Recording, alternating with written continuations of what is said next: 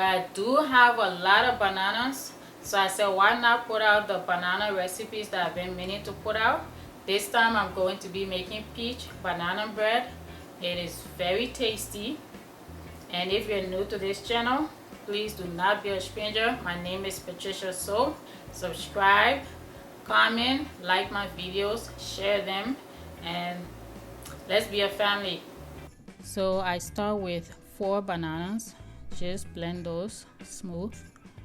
I go with the ripe bananas because they're just better. And then 15 ounces of peaches. I'm only blending it because they're chunky. If you go with the diced peaches, you can just measure 15 ounces and you won't need to blend it. So now I'm just mixing all of the wet ingredients together. The blended peach, banana, that's half cup of vegetable oil, 1 egg,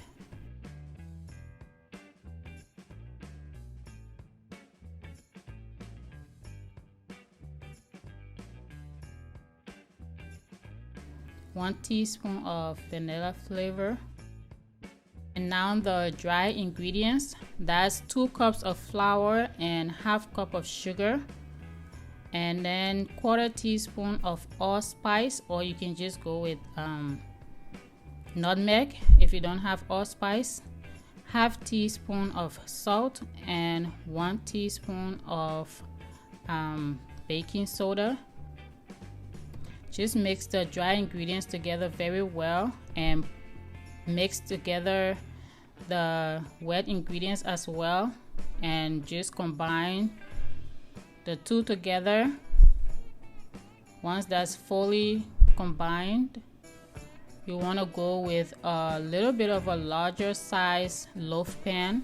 If you cannot find that and you're using a regular size loaf pan, you want to use 2 of those.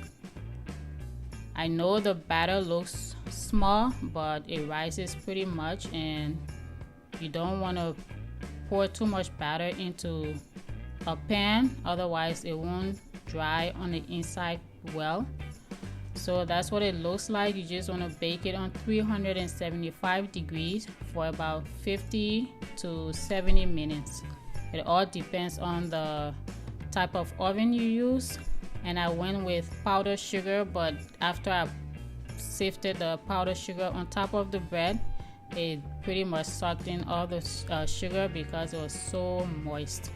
You can also go with cream cheese frosting if presentation matters to you, but this bread is sweet, moist, and just great enough without anything added.